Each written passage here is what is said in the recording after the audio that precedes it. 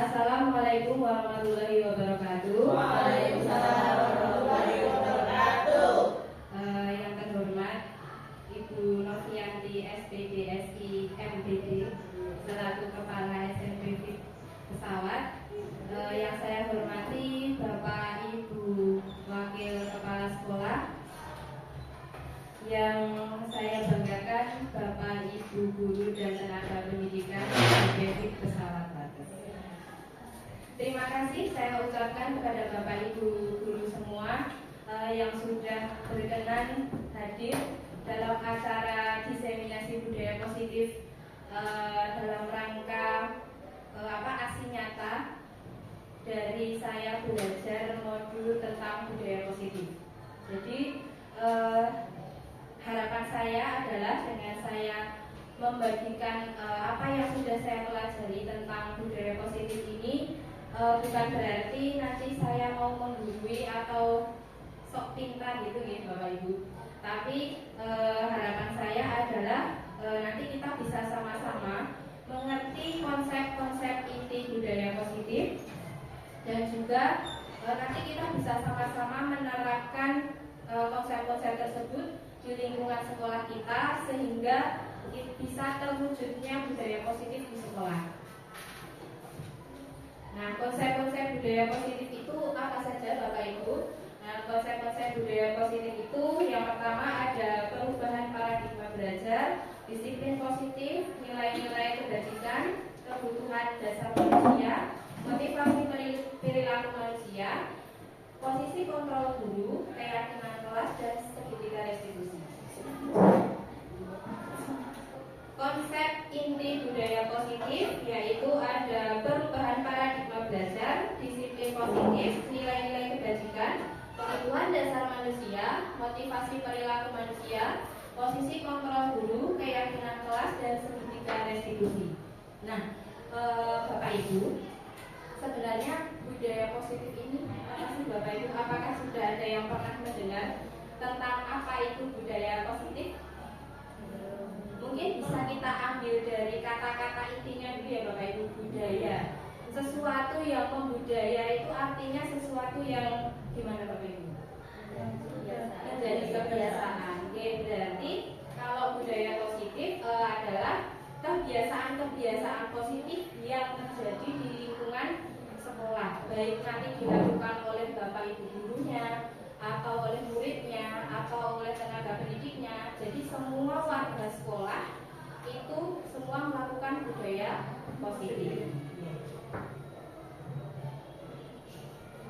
Nah, pembelajaran dalam paradigma baru itu ada pembelajaran dengan yang merupakan pembelajaran yang dirancang berdasarkan prinsip pembelajaran berdiferensiasi, sehingga para peserta didik belajar sesuai kebutuhannya berdasarkan tahap perkembangan sesuai teori psikologi modern untuk mewujudkan profil pelajar Pancasila. Jadi tujuan utamanya adalah kita itu bisa membentuk karakter profil pelajar Pancasila pada peserta didik. Tujuan utamanya adalah itu. Jadi anak itu belajar di sekolah tidak hanya menuntut ilmu saja untuk mencari ilmu pengetahuan, tapi harapannya mereka juga bisa berkarakter profil pelajar Pancasila. Mungkin ada yang masih ingat Bapak Ibu urutan dari dimensi-dimensi profil pelajar Pancasila? Bertakwa, beriman, bertakwa kepada yang Tuhan Yang Maha Esa, berakhlak mulia, terus apa lagi? Gotong royong, mandiri, kreatif, inovatif, dan begini Bapak Ibu, konsep-konsep dari budaya positif ini adalah harapannya anak-anak itu jika lingkungan ini terbentuk lingkungan yang positif, maka nanti harapannya anak-anak itu bisa belajar dengan nyaman dan aman. Ketika anak bisa belajar dengan nyaman dan aman, anak itu nanti bisa mengekspresikan dirinya, bisa mencari ilmu pengetahuan sesuai dengan potensinya, dan juga nanti terbentuknya pendidikan yang berpihak pada murid. Seperti itu Bapak Ibu. Nah,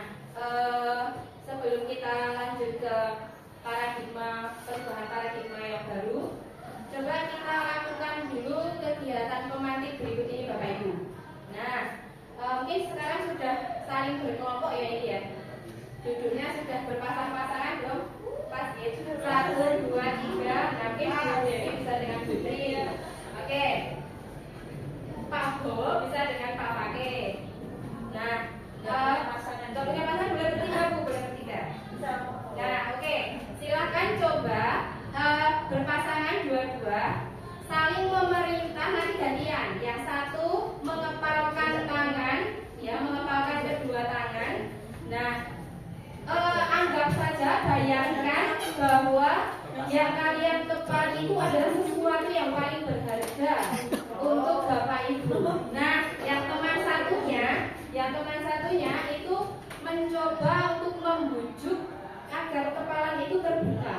Nah, apanya terserah mau bisa dengan membujuk, menghardik, mengintimidasi, memarahi, menggoda atau menggelitik mungkin agar kepalan tangan itu terbuka. Pak Doa dengan berkali-kali jangan saling menggelitik ya. Bahaya. Maka mungkin Bapak Ibu bisa dimulai. Yuk, Saling siapa dulu yang mengepalkan tangan terus dibujuk untuk membuka gimana caranya biar tangan terbuka.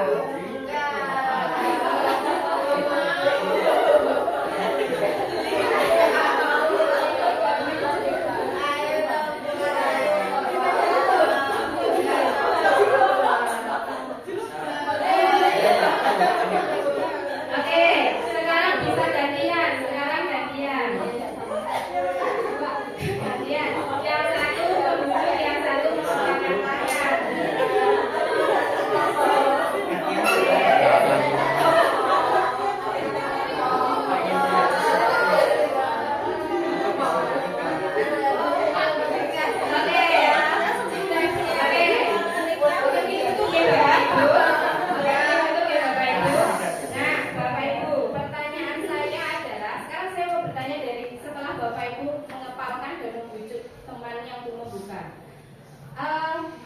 Apakah ketika tangannya ada yang mengepal terus yang membujuk tadi berhasil untuk membujuk? Tidak. Oke. Tidak berhasil. Nah, lalu apa namanya? Apakah kepala tangannya berarti tetap tertutup?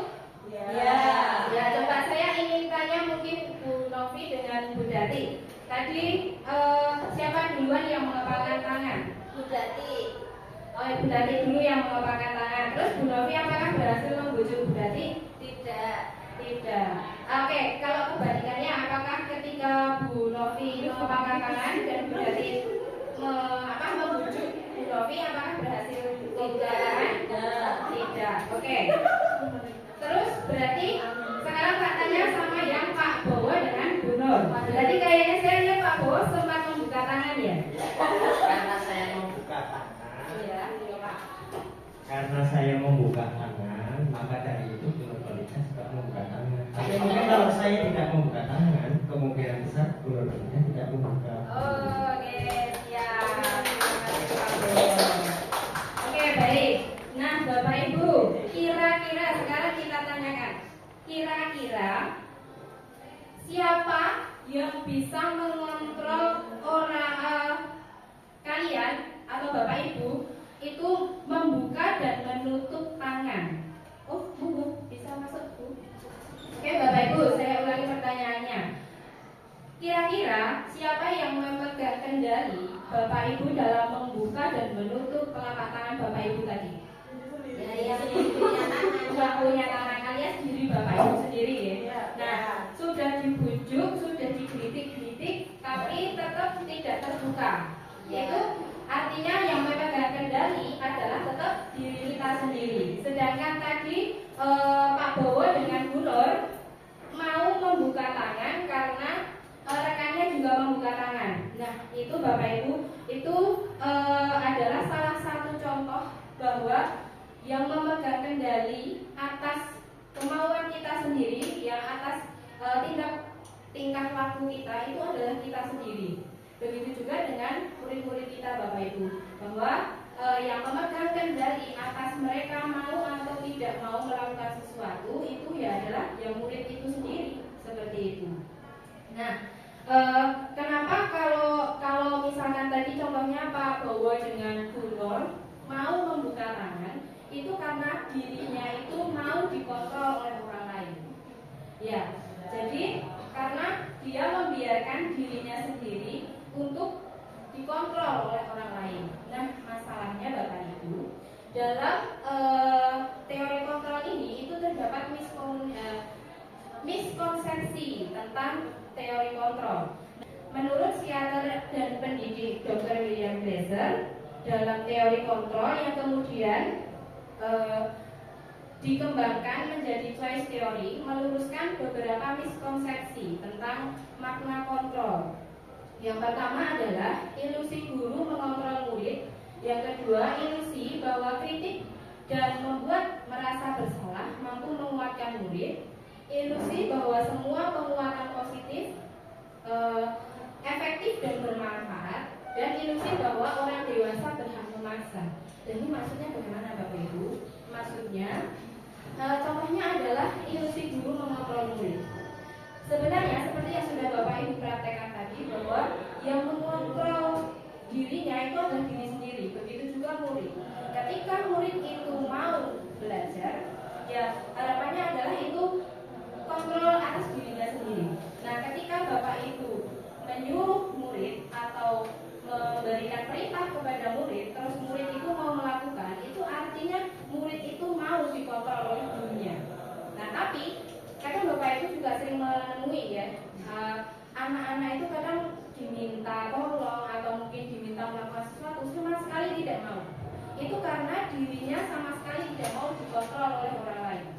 Dia tetap teguh pada pendiriannya bahwa dirinya tidak mau dikontrol oleh orang lain. Seperti itu Bapak Ibu, miskonsepsi tentang teori kontrol. Nah, terus yang kedua, ilusi bahwa kritik dan membuat merasa bersalah mampu menguatkan murid. Nah, selama ini mungkin kita sering mengeluarkan kata-kata mungkin halus tapi membuat merasa bersalah atau mengkritik siswa. Harapannya adalah siswa itu mau mengikuti apa perintah kita gitu ya Bapak Ibu. Tapi ternyata itu tuh sebenarnya malah tidak membuat siswa itu menjadi tumbuh motivasi intrinsiknya seperti itu. Nah, terus ilusi bahwa semua penguatan positif itu efektif dan bermanfaat. Kita harapannya biasanya memberikan petuah-petuah yang bijak, memberikan solusi kepada anak yang bijak, itu kan harapannya menjadi hal yang bermanfaat untuk anak itu Bapak Ibu. Tapi dalam teori kontrol kembali lagi, yang bisa mengontrol dirinya hanyalah dirinya sendiri seperti itu. Nah, terus ilusi bahwa orang dewasa berhak memaksa. Nah, ini biasanya sering kita lakukan secara tidak sadar mungkin, bahwa orang dewasa itu kalau sudah ngomong berarti yang udah itu harus mengikuti. Nah, seperti itu miskonsepsi tentang teori kontrol.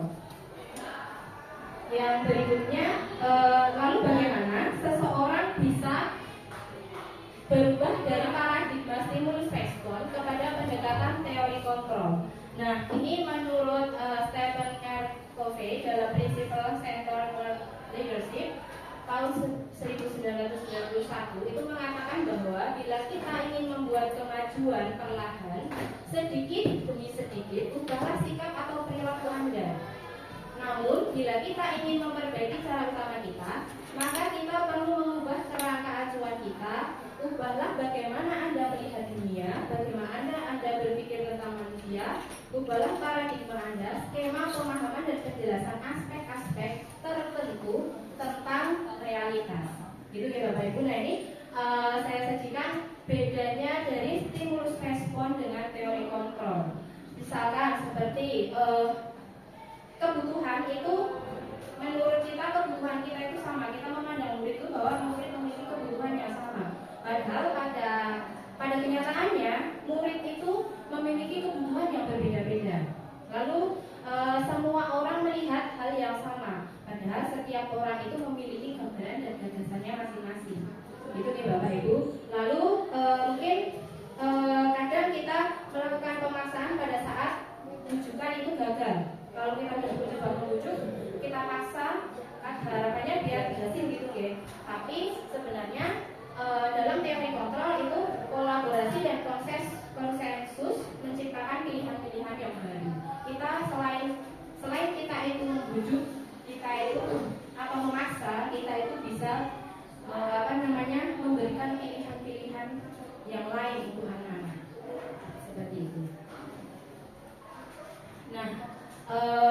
maka dari itu Bapak Ibu, seperti yang sudah saya sampaikan di awal tadi, bahwa lingkungan yang positif itu tentu akan bisa terwujud ketika semua warga sekolahnya itu melakukan disiplin positif, gitu ya Bapak Ibu. Nah, ketika melakukan atau mendengar kata disiplin positif, biasanya kan kita langsung menghubungkan pada peraturan, mentaati suatu peraturan, gitu ya. Nah, dalam budaya kita juga makna disiplin itu kan dimaknai suatu ketidaknyamanan, yaitu harus mentaati peraturan, gitu ya Bapak Ibu. Sedangkan menurut Ki Hajar Dewantara dan Dian Gosen itu mengatakan disiplin sebagai bentuk kontrol diri, yaitu belajar untuk mengontrol diri agar dapat mencapai suatu tujuan yang mulia. Sedangkan sebagai pendidik, tujuan kita adalah menciptakan anak-anak yang memiliki disiplin diri sehingga mereka bisa berperilaku dengan mengacu pada nilai-nilai kebajikan dan memiliki inovasi intrinsik, bukan ekstrinsik. Nah, di sini yang perlu digarisbawahi adalah nilai-nilai kebajikan universal dan juga motivasi intrinsik. Nah, yang perlu digarisbawahi adalah nilai-nilai kebajikan universal dan memiliki motivasi intrinsik. Artinya, agar disiplin positif itu dapat berjalan, maka seseorang itu atau seseorang itu biar bisa melakukan disiplin positif, maka seseorang itu harus meyakini nilai-nilai kebajikan universal dan juga memiliki motivasi intrinsik. Tidak motivasi intrinsik, artinya motivasi dalam diri sendiri, bukan motivasi karena dari luar. Gitu ya Bapak Ibu. Mari kita bahas satu-satu Bapak Ibu. Untuk nilai-nilai kebajikan universal itu berarti nilai-nilai kebajikan yang disepakati bersama, lepas dari suku bangsa, agama, bahasa maupun latar belakangnya. Nah, nilai-nilai kebajikan ini adalah nilai-nilai yang kita yakini bersama-sama sesuai dengan lingkungan kita atau sesuai dengan kondisi sekolah kita. Nah, contoh dari nilai-nilai kebajikan itu apa aja sih Bapak Ibu? Contohnya seperti dalam profil pelajar Pancasila.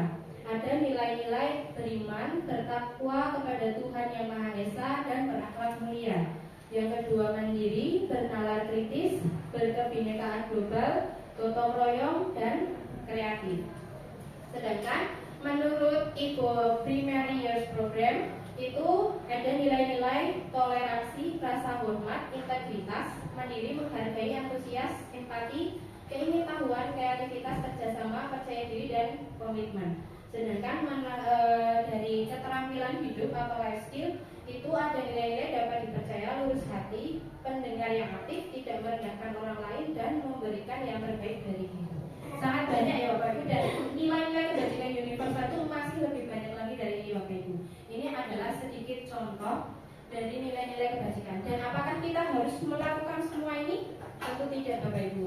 Yang kita lakukan justru yang sesuai dengan lingkungan kita, sesuai dengan kondisi sekolah kita. Kita itu mau seperti apa sih gitu. Lingkungan kita itu kalau misalkan di masa depan nanti seperti yang sudah disampaikan kemarin waktu kita pembentukan visi itu ya Bapak Ibu, kita akan memiliki mimpi di masa depan nanti kira-kira akan mencipta budaya yang seperti apa, lingkungan sekolah seperti apa, murid yang seperti apa. Nah, untuk motivasi itu sendiri Bapak Ibu, motivasi itu ada 3. Sedangkan motivasi sendiri itu merupakan dorongan yang timbul pada diri seseorang baik secara sadar atau tidak sadar. Sedangkan seseorang itu melakukan sesuatu itu karena dilandasi oleh 3 kemungkinan Bapak Ibu. Yang pertama adalah kemungkinan untuk menghindari ketidaknyamanan atau hukuman. Yang kedua, untuk mendapatkan penghargaan atau pujian atau mendapatkan hadiah gitu ya. Nah, yang ketiga itu karena memang mereka punya keinginan dari dalam diri, mereka mulai memiliki kesadaran diri dan mau menghargai diri sendiri dengan nilai-nilai yang mereka percaya. Nah, Bapak Ibu, coba saya tanya, kira-kira nih Bapak Ibu, selama ini ketika Bapak Ibu melakukan sesuatu, kira-kira Bapak Ibu ada di motivasi yang nomor berapa? 3. Bagus. Jadi karena melakukan sesuatu itu karena keinginan sendiri ya Bu Dati? Ya, bukan karena mengharapkan imbalan atau mengharapkan ujian, juga bukan karena ingin menghindari hukuman. Tapi pernahkah Bapak Ibu melakukan sesuatu karena untuk menghindari hukuman atau untuk mendapat hadiah? Pernah. Saya yakin semuanya pernah nih. Begitu juga ya, saya juga pernah. Gitu. Nah, motivasi perilaku manusia itu tadi Bapak Ibu ada yang pertama dan yang kedua tadi. Yang pertama dan kedua tadi adalah menghindari hukuman dan juga untuk mendapatkan hadiah. Nah, ini adalah dua contoh motivasi ekstrinsik, yaitu motivasi dari luar karena ingin dari dorongan dari luar. Sedangkan motivasi intrinsiknya itu adalah yang karena dorongan dari dalam diri, yaitu motivasi dari dalam diri. Nah, kenapa hukuman dan penghargaan itu bisa dinamakan dari dorongan motivasi dari luar, Bapak Ibu? Karena menurut Alfikon dari Punish by Reward dari wawancara ASCD Annual Conference dari Maret tahun 1995 itu mengemukakan baik penghargaan maupun hukuman adalah cara-cara mengontrol perilaku seseorang yang menghancurkan potensi untuk pembelajaran yang sesungguhnya. Menurut Kohn, secara ideal tindakan belajar itu sendiri adalah penghargaan yang sesungguhnya. Bapak Ibu, selama ini kita sering melakukan memberikan reward, memberikan penghargaan, memberikan pujian kepada anak-anak kita nih, Nah, mungkin itu kalau dilakukan secara jangka pendek itu bisa memotivasi, tapi jika itu dilakukan secara terus-menerus, maka itu justru malah akan menghancurkan potensinya dalam belajar. Gitu. Karena apa? Penghargaan itu nanti lama-lama akan tidak efektif. Anak-anak nanti biasanya melakukan sesuatu karena mengharapkan imbalan. Jika tidak ada imbalan, tidak ada hadiah, maka anak itu tidak akan mau melakukan. Enggak ada hadiahnya. Hadiahnya apa Bu kalau saya mau? Nah, seperti itu ya biasanya Bapak Ibu. Nah, maka itu penghargaan ini tidak efektif, merusak hubungan atau membuat sifat iri, mematikan kreativitas, menghukum dengan sistem ranking, dan merampas hak menghargai dirinya. Lama-lama anak itu menjadi tidak mau mengetahui potensinya, tapi hanya melihat pada hadiahnya saja, melakukan sesuatunya.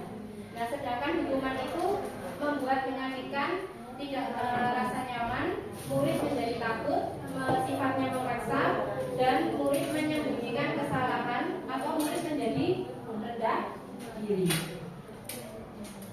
Nah, sedangkan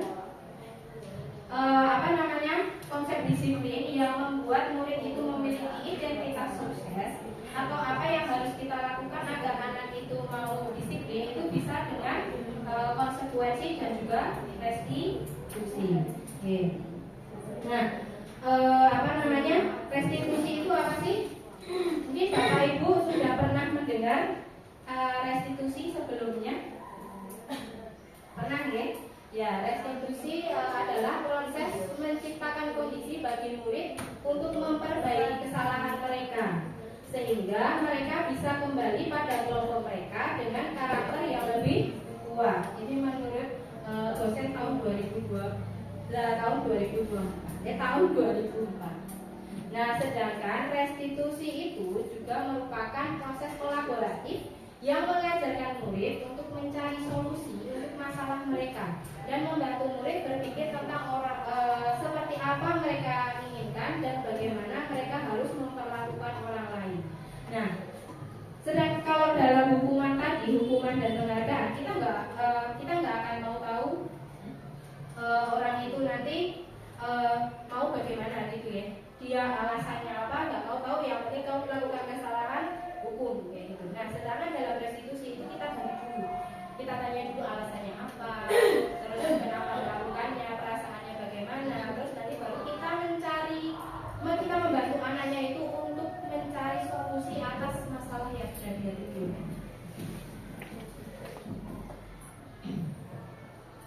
Nah, apa perbedaan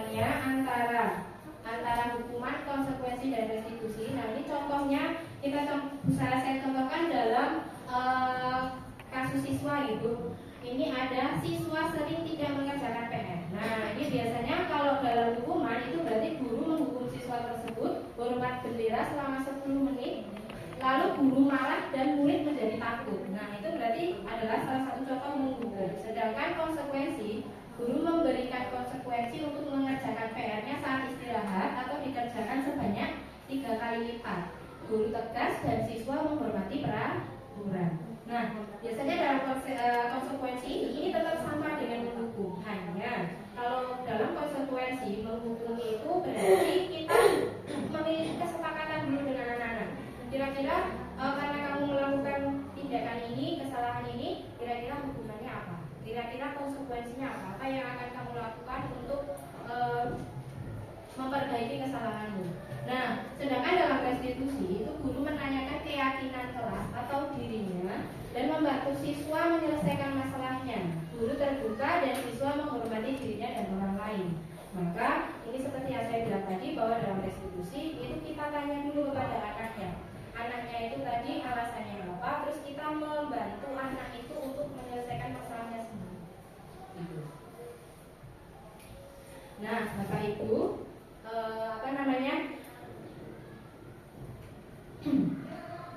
kita itu sebagai manusia itu memiliki kebutuhan dasar.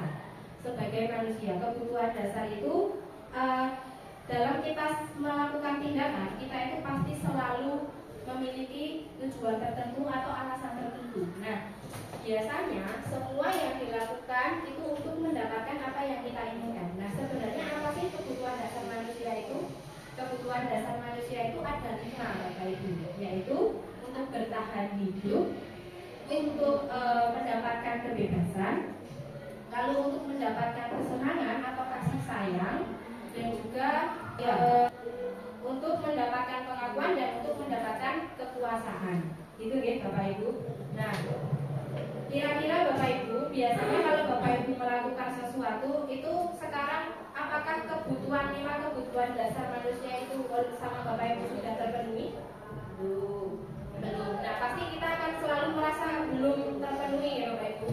Mungkin dalam satu waktu kita merasa ingin mendapatkan kebebasan, di suatu waktu kita ingin mendapatkan kasih sayang atau mungkin dapat pengakuan dari orang lain, tapi di satu sisi kita juga ingin mendapatkan validasi atau pengakuan dari orang lain, gitu ya.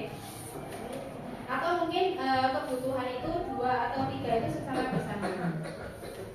Nah, dalam posisi kontrol itu ada 5 posisi kontrol restitusi atau ada 5 posisi kontrol sebagai seorang guru, yaitu sebagai penghukum, sebagai pembuat rasa bersalah, sebagai teman, sebagai pemantau, dan juga sebagai manajer.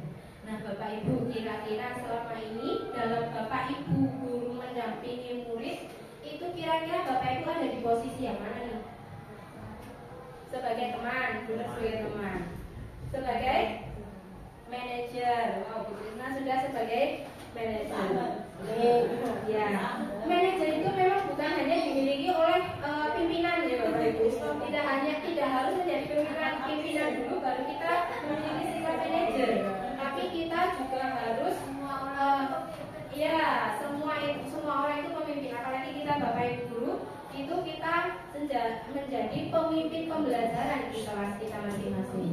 Nah, berarti bagus ya Bapak Ibu, tidak ada yang ada dalam posisi penghukum dan juga pembuat rasa bersalah. Tapi pasti kita pernah di Bapak Ibu ada di posisi ini. Ya Bapak Ibu. Iya, sangat-sangat tertentu memang begitu. Kita ada di posisi penghukum atau pembuat rasa bersalah. Iya Bapak Ibu. Nah, posisi yang paling ideal itu sebenarnya adalah posisi menjadi manajer. Posisi manajer itu adalah gabungan dari posisi teman dan juga penantau tadi Bapak Ibu. Posisi manajer ini adalah posisi di mana guru membuat sesuatu bersama dengan murid untuk mempersilahkan murid bertanggung jawab atas perilakunya, mendukung murid agar dapat menemukan solusi atas permasalahannya sendiri. Jadi tadi kita kan ada restitusi ya Bapak Ibu. Nah, restitusi itu bisa dijalankan oleh manajer ini.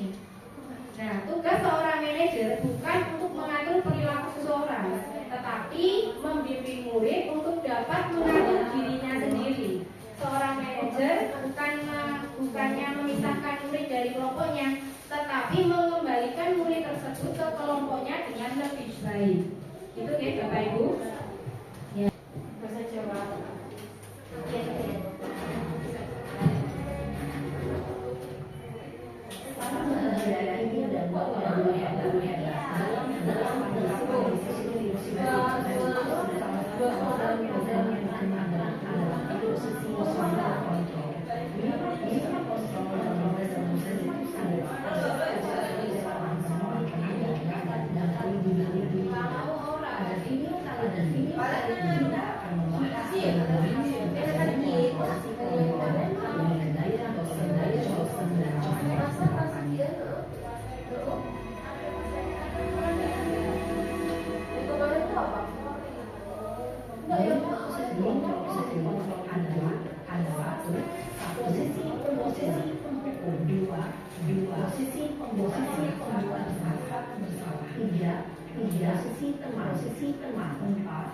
Posisi pemantau atau monitor, posisi pemantau atau posisi manajer, posisi manajer, posisi tersebut mari kita saksikan kasusnya.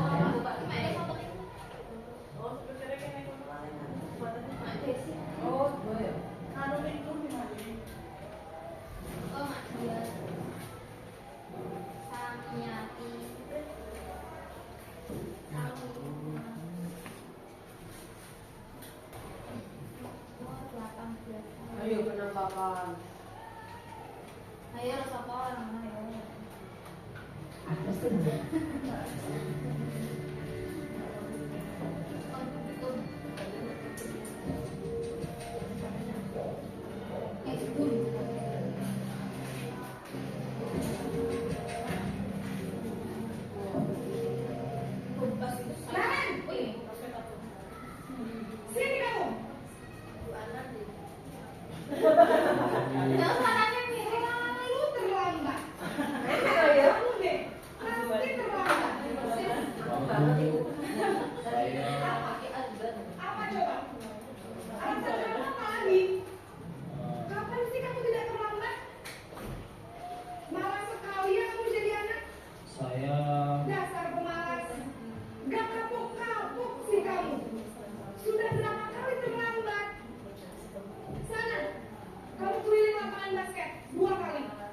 Kenapa saya harus ke lapangan basket, Bu?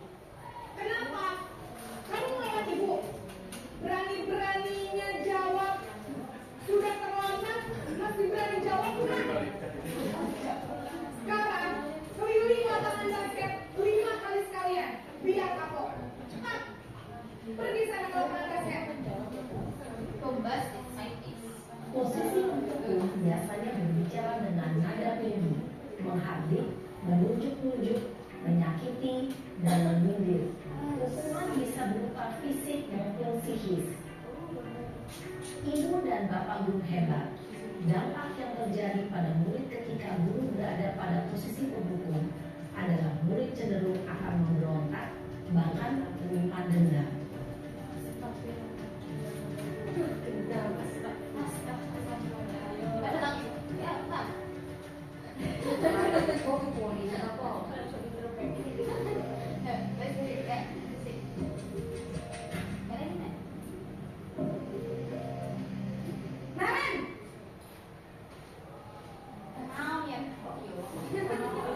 Selamat pagi, Bu.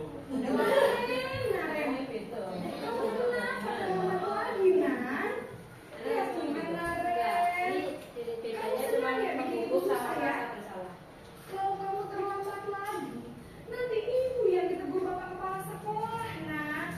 Disangka ibu tidak bisa membina kamu. Duh, gimana ini? Maaf, Bu. Duh, Gusti Naren. Kamu siapa ya kalau ibu ditegur bapak kepala sekolah? Terus, sekarang ibu harus tulis apa ini di buku absen? Ini kamu sudah sering terlambat loh.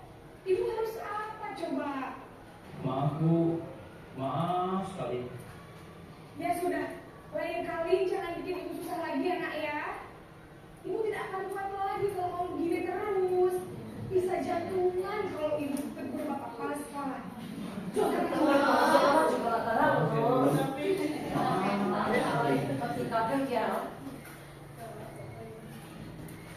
Posisi pembuat rasa bersalah berbicara dengan nada tenang, cenderung lembut.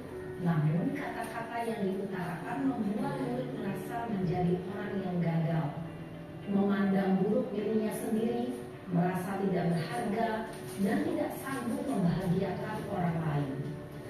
Ketika guru mengambil posisi pembuat rasa bersalah, murid akan menganggap dirinya yang bersalah dan ia akan menyimpan emosi negatif tersebut di dalam dirinya.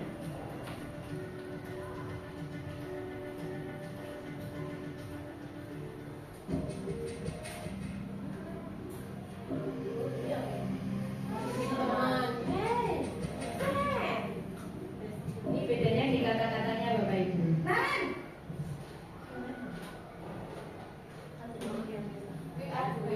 Bapak Ibu, Wah, sudah jam berapa ini, Nan? Gimana lagi ya, sayang? Ironi, teman. habis ibu saya lupa bangunkan saya, Bu. Oke Bapak Ibu, itu tadi ada 3 posisi yang sudah kami ya Bapak Ibu, yaitu sebagai penghukum, pembuat rasa bersalah, dan juga pengaman. Kamu. Nah bedanya apa Bapak Ibu? Bedanya hanya di kata-katanya dan cara berperilakunya Bapak Ibu. Kamu bukannya anak yang lari yang paling kencang. Kok terlambat sih? Iya, Bu. Saya memang terlambat bangun tadi. Jadi biarpun saya lari kencang, tetap nggak kejar, Bu. Ya sudah sana. Nanti lain kali larinya lebih kencang lagi ya. Biar tak terlambat lagi. Bikin seneng. Ironi, euy.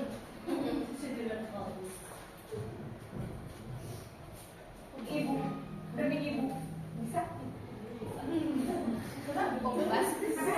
Bisa lah, Bu. Ya sudah sana masuk kelas. Cenderung bersenda gurau untuk menjaga suasana tetap santai. Murid akan merasa senang, aman, dan akrab dengan guru. Identitas yang dicintai adalah identitas sukses atau berhasil.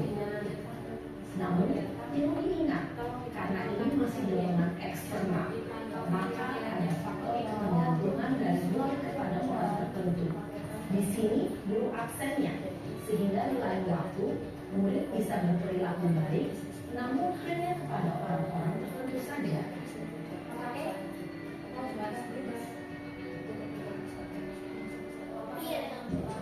Habis kota.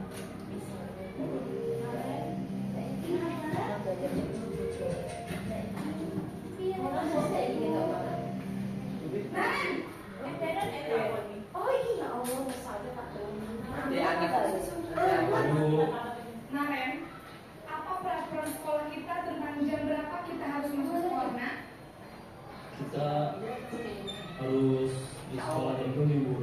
Iya, betul. Sekarang sudah jam 7.30.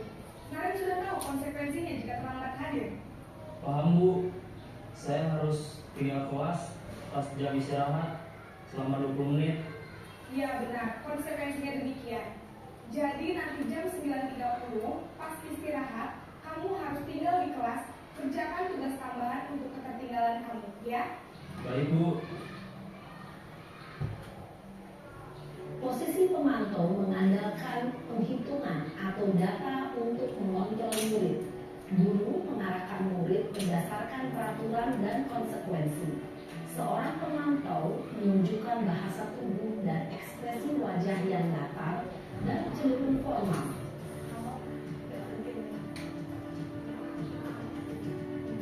Nah di posisi manajer ini adalah posisi yang paling ideal Bapak Ibu.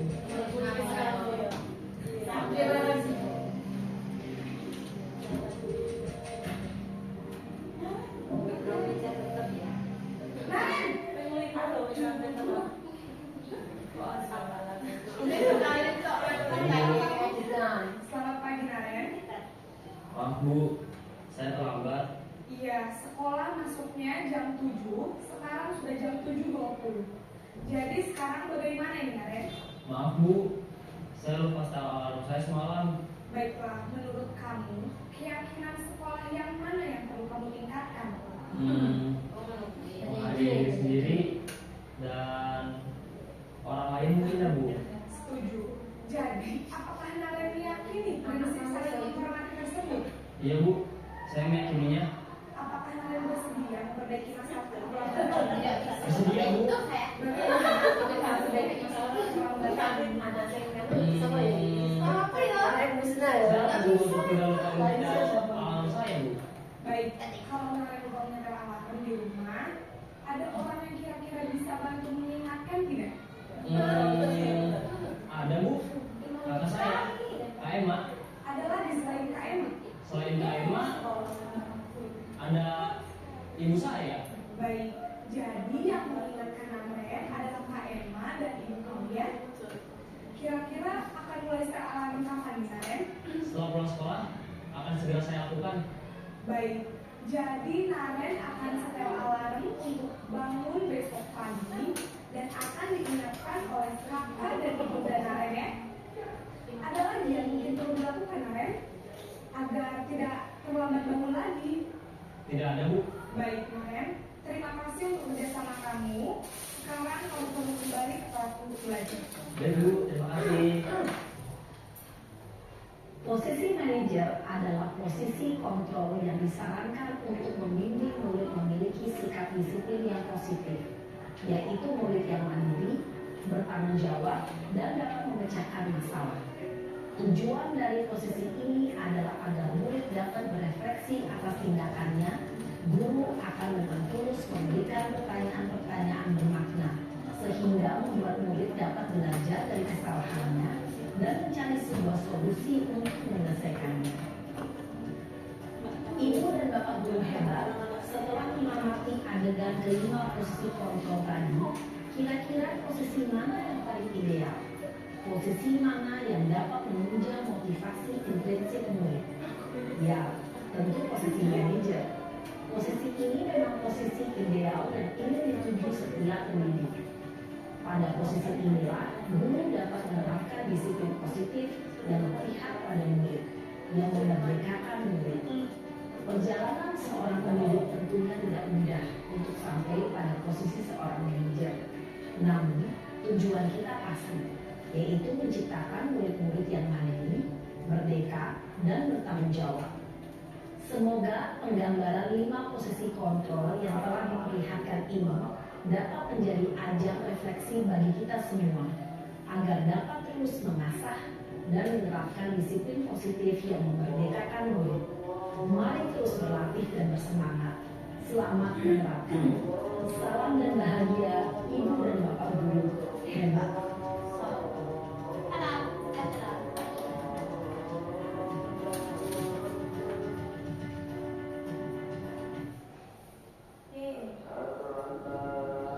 Oke, itu tadi nih Bapak Ibu tentang 5 posisi kontrol seorang guru, yaitu ada sebagai penghubung, pembuat merasa bersalah, sebagai teman, pemantau, dan juga sebagai manajer. Tentu posisi yang paling ideal itu adalah posisi sebagai manajer. Tapi saya sangat yakin sekali tidak mudah untuk mencapai posisi manajer, untuk menerapkan posisi manajer.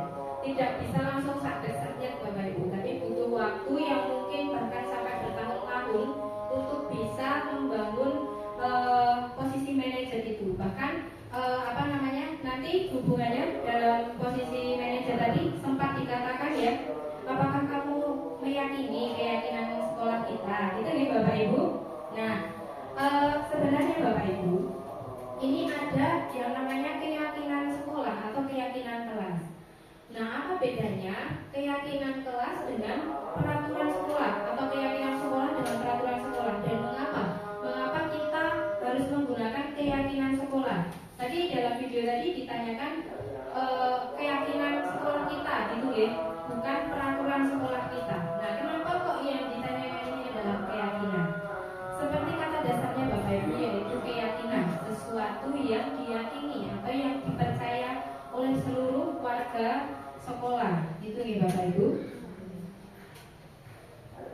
Nah, keyakinan kelas ini adalah nilai-nilai kebajikan yang diyakini bersama untuk menumbuhkan motivasi intrinsik dan budaya positif di kelas.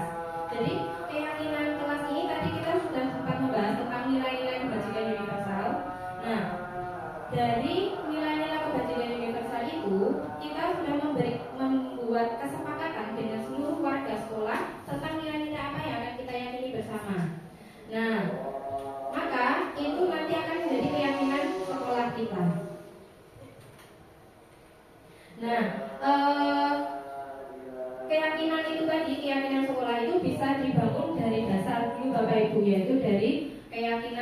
kelas. Nah, mungkin Bapak Ibu di awal semester kemarin mungkin Bapak Ibu wali ya sudah membuat kesepakatan kontrak kelas dengan anak-anak. Nah, mungkin kontrak kelas atau kesepakatan kelas itu bisa lebih diperhalus lagi dengan keyakinan kelas. Nah, jika kesepakatan itu kan adalah sesuatu yang sudah dibimbingkan bersama, itu ya Bapak Ibu, tapi masih mengandung nilai kalimat yang negatif mungkin tidak terlambat atau tidak membuang sampah sembarangan seperti itu ya. Nah, sedangkan keyakinan ini adalah secara lebih umum lagi nilai-nilai kebajikan yang disepakati bersama-sama. Nah, ini saya sudah mempraktikkan di kelas 8C Bapak Ibu, itu membuat keyakinan kelas. Nah, keyakinan kelas ini saya buat dengan alur, yaitu pertama saya menjelaskan terlebih dahulu tentang nilai-nilai kebajikan itu kepada anak-anak. Lalu setelah itu saya meminta anak-anak untuk menuliskan di post-it itu tentang impian mereka, tentang apa yang mereka inginkan tentang dirinya sendiri, tentang lingkungan kelas, tentang bapak ibu gurunya, atau tentang perlakuan teman-temannya dalam satu kelas. Nah, seperti itu. Terus setelah itu baru dari situ kita tarik kesimpulan bersama, kita simpulkan nilai-nilai kebajikan apa sih yang sebenarnya disepakati oleh satu kelas. Nah, dari nilai kebajikan itu yang sudah disepakati adalah ini Bapak Ibu, ada 8 nilai kebajikan universal yang disepakati, yaitu disiplin, ditujukan dengan datang tepat waktu, semangat belajar, mandiri, respect, yaitu saling menghargai, menghormati, dan menyayangi antar teman serta guru. Kebersihan dan kerapian, jagalah kebersihan di kelas dan sekolah, buang sampah pada tempatnya, jagalah kerapian kelas. Gotong royong, kreatif, dan bersikap positif. Nah, bersikap positif ini ada menjaga ucapan dan sikap, mengutamakan adab dan unggah-ungguh. Itu ya Bapak Ibu. Apalagi kita sekolah yang berbasis pondok ini, otomatis kita jauh lebih meyakini bahwa adab itu jauh lebih tinggi daripada ilmu, gitu ya.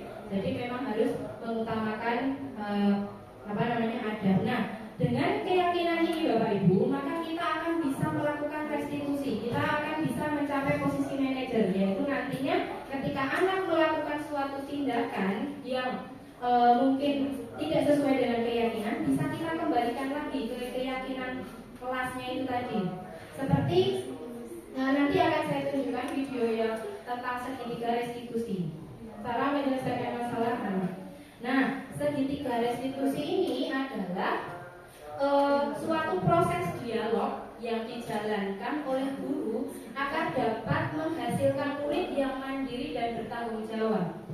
Ada tiga unsur segitiga restitusi atau 3 tahap dalam segitiga restitusi, yaitu menstabilkan identitas, validasi tindakan yang salah, dan menanyakan keyakinan. Nah, dalam tahapan menstabilkan identitas, Bapak Ibu, ketika anak-anak itu awalnya melakukan suatu kesalahan, kalau kita langsung memberikan dia masukan atau petuah, walaupun sebijak-bijaknya, ketika anak itu masih dalam emosinya, belum menyelesaikan perasaannya dulu, kata-kata yang sebijak apapun tidak akan masuk Bapak Ibu. Untuk itu kita perlu menstabilkan terlebih dahulu emosinya itu. Kita harus menstabilkan dulu kesalahannya. Jadi agar dia paham bahwa melakukan suatu kesalahan itu adalah suatu pembelajaran. Kita yakinkan dulu bahwa melakukan kesalahan itu adalah sebuah pembelajaran. Nah, contoh kalimatnya apa aja Bapak Ibu? Yaitu berbuat salah itu wajar, tidak apa-apa, itu manusiawi, gitu ya.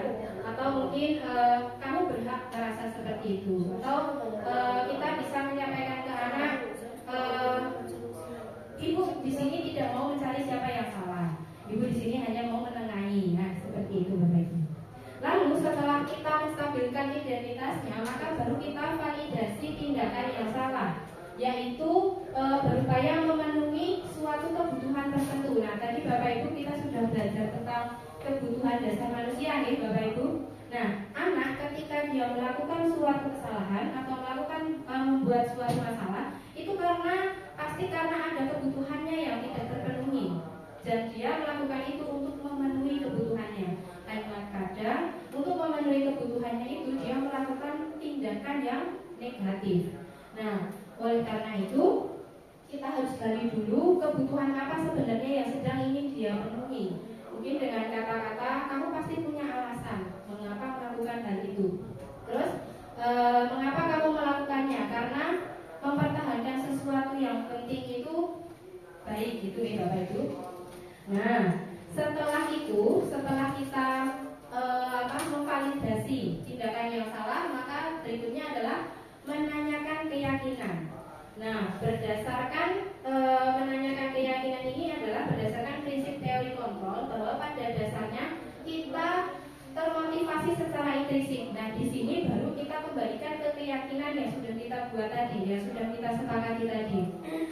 Keyakinan apa sih yang kamu langgar gitu? Atau nilai-nilai apa yang telah disepakati bersama? Dikembalikan lagi ke keyakinan sekolah itu tadi atau keyakinan kelas tadi. Itu ya Bapak Ibu. Nah, berikut adalah contoh kasus yang pernah saya lakukan tentang mempraktekkan segitiga restitusi. Nah, sebelum itu saya sampaikan dulu Bapak Ibu bahwa kembali lagi untuk membantu permasalahan siswa tidak harus selalu melulu dilakukan oleh guru BK. Tapi setiap kita, Bapak Ibu guru, kita juga harus memberikan pelayanan terbaik untuk murid, yaitu memberikan bimbingan dan menuntun murid agar murid itu bisa berkembang sesuai potensinya. Tidak hanya guru BK yang berhak untuk mengajari siswa, tapi kita pun juga berhak untuk mendampingi siswa dan membantu siswa untuk menyelesaikan masalahnya. Nah, kasus yang saya ambil adalah anak dia siswa kelas 8C itu tidak sengaja merundung teman sekelasnya yaitu Alifah, sehingga membuat temannya merasa sakit hati, terus ngambek gitu Bapak Ibu. Nah, di sini saya langsungkan aja ya Bapak Ibu. Untuk menstabilkan identitasnya, yang pertama saya tanya dulu kepada Anabil karena Alifah ini tidak mau ikut piket. Nah, alasannya Alifah tidak mau ikut piket itu karena dia nggak mau gabung sama si Anabil. Nah, terus saya tanya dulu alasannya mengapa Anabil, apakah tahu alasannya apa? Itu tujuannya adalah menggali informasi terlebih dahulu dan menstabilkan identitasnya terlebih dahulu. Nah, yang saya lakukan adalah di sini untuk kata-katanya sendiri adalah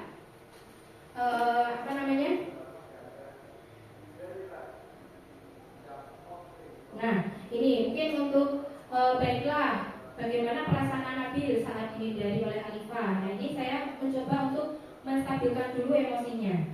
Nah, setelah itu baru kita lakukan tindakan validasi tindakan yang salah.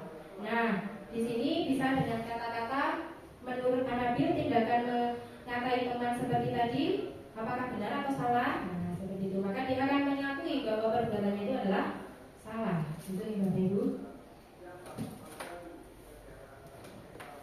Selanjutnya, nah ini adalah video fullnya Bapak Ibu 3 menit.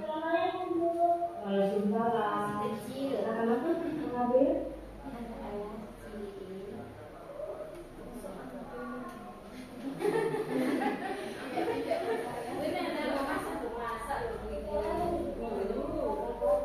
ya benar ambil. Ada apa sih sebenarnya ambil? Misalnya cuma mau ngajak ambil ngobrol nggak apa-apa kan? Ambil bicara dengar kalau ayah kamu itu selama ini nggak pernah ikut tiket, apa benar itu? Oke, menurut Anabil, Alifah itu tidak ikut tiket sejak kapan?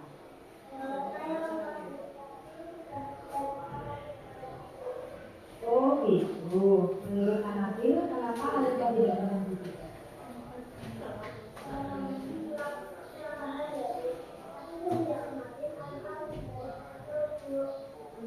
Gitu, apakah ada yang terjadi antara Alifah dengan Anabil? Bisa ceritakan ke kita?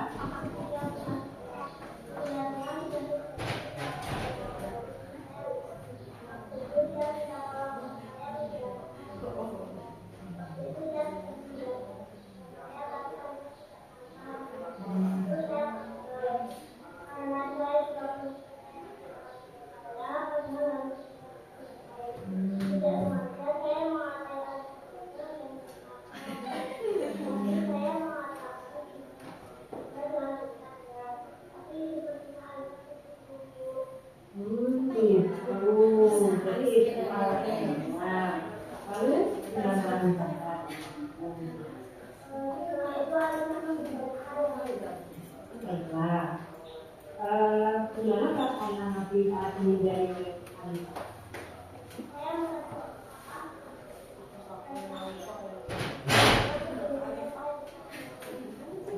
Menurut Hanafi, tindakan Hanafi tadi itu benar atau salah? Ya, baiklah. Kedua sama itu manusiawi, kan? Yang penting kita mau menyadarinya dan mau memperbaiki. Oke, bicara di sini tidak akan melihat siapapun, Khalifah maupun Hanafi. Bicara di sini ingin menengahi, jadi mari kita balik solusinya bersama-sama. Oke, apakah Nabi mau menyelesaikan masalah ini?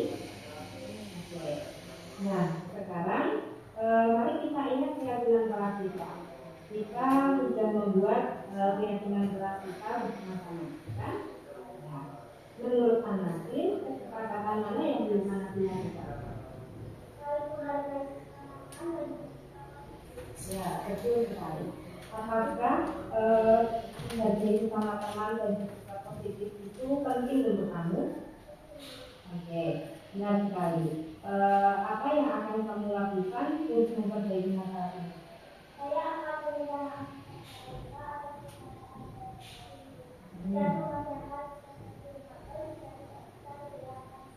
Oke, bagus. Tepat sekali tindakan kamu Hanafi. Tetap semangat ya.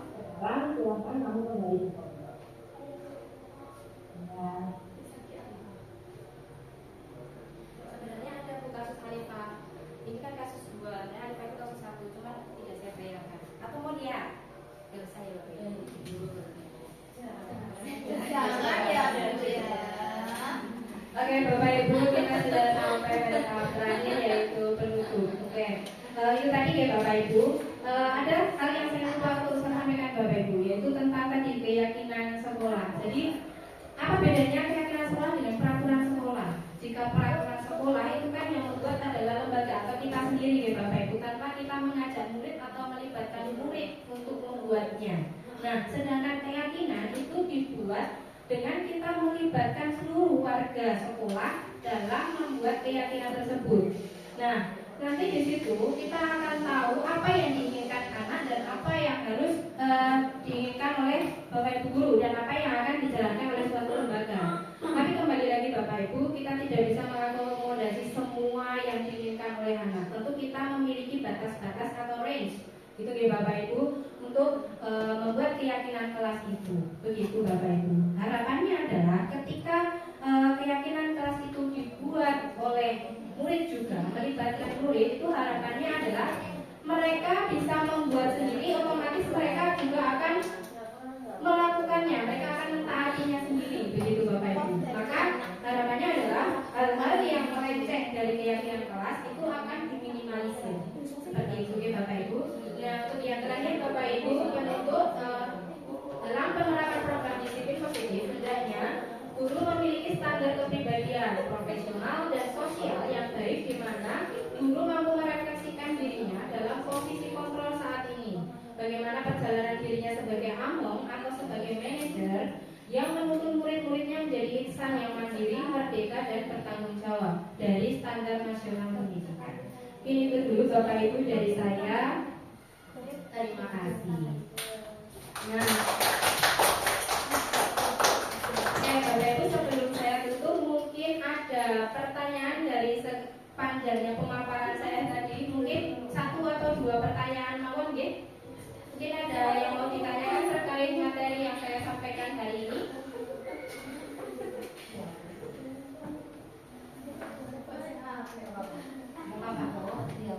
Gak apa-apa, monggo Bu Ida.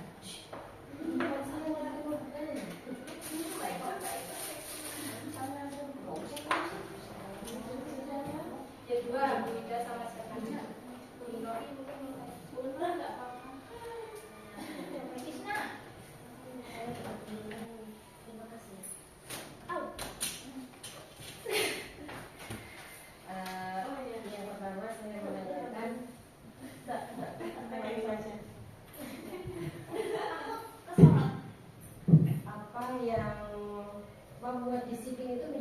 sifat sebagai seorang pelajar itu utama.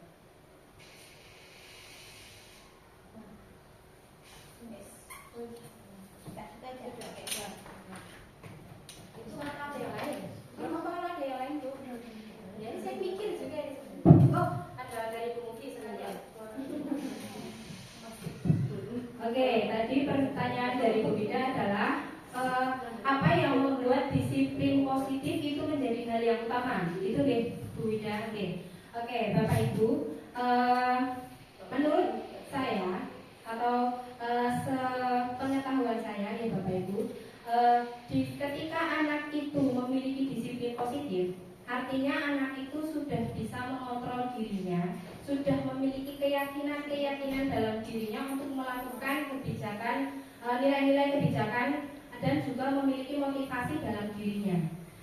Ketika anak itu memiliki motivasi dari dalam diri, tidak dipengaruhi lagi oleh luar, maka anak itu melakukan suatu tindakan itu karena mereka memang ingin melakukannya. Mereka tahu bahwa mereka melakukan tindakan itu untuk kebaikan dirinya, untuk menghargai dirinya. Nah, harapannya apa Bapak Ibu? Ketika anak itu memiliki disiplin positif, maka anak itu akan memiliki karakter profil pelajar Pancasila, akan memiliki karakter yang baik yang nanti akan berguna untuknya tidak hanya saat di sekolah, tapi bisa juga nanti akan selalu tertanam ketika dia sudah lepas sekolah dan juga nanti untuk ketika dia masuk ke dalam lingkup masyarakat seperti itu Bu Ida. Jadi dari disiplin positif itu akan menumbuhkan karakter dan menumbuhkan kebiasaan-kebiasaan yang positif.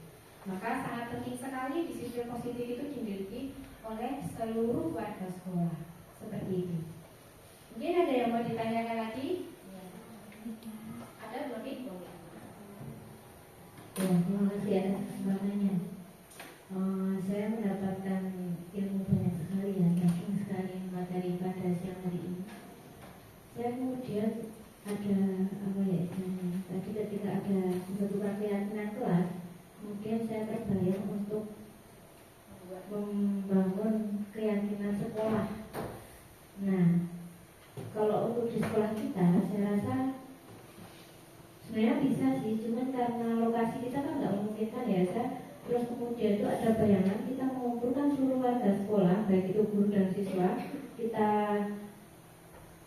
di lapangan misalnya, terus melingkar. Nah nanti kan bisa ya itu untuk menggali, tadi kan kita harus menggali dulu untuk kemudian bisa membuat keyakinan sekolah.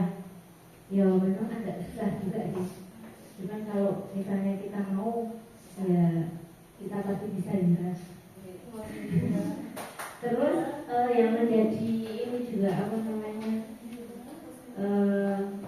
apa ya terbersit gitu kan ini tadi yang kita bahas itu kan ke anak gitu ya. Nah sementara di sekolah itu kan ada juga guru yang basicnya itu adalah pembelajaran orang dewasa.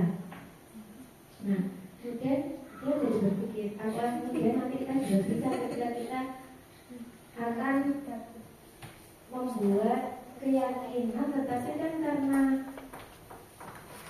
kalau guru-guru karyawan itu kan sudah rata-ratanya dewasa ya. Nah, apakah kemudian kalau menurut Bu Sarah, apakah ada perbedaan ketika kita mau membentuk disiplin positif pada anak dan pada orang dewasa, apakah nanti ada perbedaan mungkin waktunya yang lebih lama atau bagaimana? Itu menurut Bu Sarah seperti apa? Oke, bisa yang ulangi dulu pertanyaannya Ibu Novi. Yang pertama mungkin tadi agak sulit dalam membuat keyakinan sekolah untuk murid gitu ya. Terus yang kedua, apakah ada perbedaan antara keyakinan murid, keyakinan sekolah untuk murid dan juga keyakinan sekolah untuk guru seperti itu? Membentuk disiplin positif pada murid dan pada guru. Oke, membentuk disiplin positif untuk murid dan juga untuk guru. Karena itu nanti juga akan berpengaruh ya antara murid dan guru kan semuanya harus positif semua. Kalau sekolah itu dia bisa positif, gurunya positif, muridnya juga harus positif. Nah, betul sekali Bu. Jadi dalam menciptakan lingkungan positif itu tidak hanya muridnya saja Bapak Ibu yang harus kita buat positif, tapi seluruh warga sekolah. Nah, warga sekolah itu include-nya siapa aja? Ada guru, karyawan, orang tua, bahkan juga ada komite seperti itu nggih. Jadi regulasi sekolah pun juga itu harus masuk ke dalamnya. Nah, hubungannya dengan keyakinan sekolah tadi adalah keyakinan sekolah tadi itu tidak hanya harus diyakini oleh murid, tapi juga kita sebagai pendidik. Seperti itu. Jadi keyakinan kelas itu adalah gantinya peraturan sekolah. Kalau peraturan sekolah kan Bapak Ibu gurunya juga punya peraturan ya Bapak Ibu. Nah, masalahnya adalah apakah peraturan itu berbeda antara untuk murid dan juga untuk guru? Tidak perlu. Tapi tidak perlu berbeda. Karena apa? Keyakinan itu adalah kesepakatan kita bersama. Yang buat adalah murid juga guru atau tenaga pendidikan. Jadi seluruh warga sekolah itu membentuk di situ. Nah, nanti dari setiap masukan-masukan atau setiap impian-impian dari anak, dari guru, dari tenaga pendidikan, dari seluruh warga sekolah itu nanti akan kita rangkum ke dalam nilai-nilai kebajikan itu tadi. Nah, nilai-nilai kebajikan itu tadi adalah hal yang harus kita yakini bersama-sama, baik oleh murid dan juga oleh guru seperti itu. Nah, mungkin tadi terus Ya intinya seperti itulah, pokoknya intinya semua bahasa bisa bersinergi bareng. positif, karena kan saya juga mungkin Bapak Ibu guru kan juga mengajar itu mungkin ada yang seperti yang tadi juga Bu Dati dengan saya sedikit berbincang-bincang gitu ya. Jadi guru itu kan tadi ada yang karena penghargaan, karena hadiah, karena apa. Nanti kan juga ada yang guru mengajar itu bukan karena dia terpanggil untuk mencerdaskan di luar bangsa, tetapi untuk yang lain kan juga dia datang ke sekolah itu untuk menjadi pengajar atau untuk menjadi pendidik itu kan juga pasti beda-beda lah antar guru. Nah, itu mungkin yang kemudian juga menjadi catatan kita sebagai sivitas akademika di sebuah satuan pendidikan ya. Jadi harus bersama-sama untuk merubah paradigma itu. Kita ya harapannya nanti bisa kemudian bersama-sama disiplin positif tadi. Ya, benar sekali Bu. Jadi dalam mewujudkan disiplin positif agar terbentuknya budaya positif itu memang kita harus saling berkolaborasi antara guru, murid dan juga orang tua sebenarnya. Nah, karena anak-anak kita ada di pondok, nah maka mungkin bisa kita juga saling berkoordinasi dengan yang pengurus pondok seperti itu. Harapannya adalah ketika nanti kita bisa membuat keyakinan sekolah atau keyakinan kelas, itu harapannya itu nanti akan menjadi pegangan kita, sesuatu nilai kebajikan yang akan menjadi keyakinan kita, menjadi pegangan hidup kita untuk kita beraktivitas sehari-hari seperti itu. Nih, itu mungkin ada yang mau ditanyakan lagi Bapak Ibu? Sudah dulu ya? Oke, sementara itu dulu. Mungkin nanti jika ada hal-hal yang perlu kita diskusikan lagi bisa nanti di luar forum ya Bapak Ibu. Oke. Sebelum saya tutup, saya ucapkan terima kasih Bapak Ibu karena Bapak Ibu sudah berkenan hadir dalam acara diseminasi budaya positif saya. Harapan saya adalah apa yang kita pelajari hari ini itu nanti bisa sama-sama kita terapkan di lingkungan sekolah. Begitu. Dan juga harapan saya kita bisa bersama-sama membangun budaya positif di lingkungan sekolah yang nantinya bisa membuat murid merasa nyaman dan aman dalam belajar. Begitu ya Bapak Ibu. Terima kasih dari saya. Wassalamualaikum warahmatullahi wabarakatuh. Waalaikumsalam.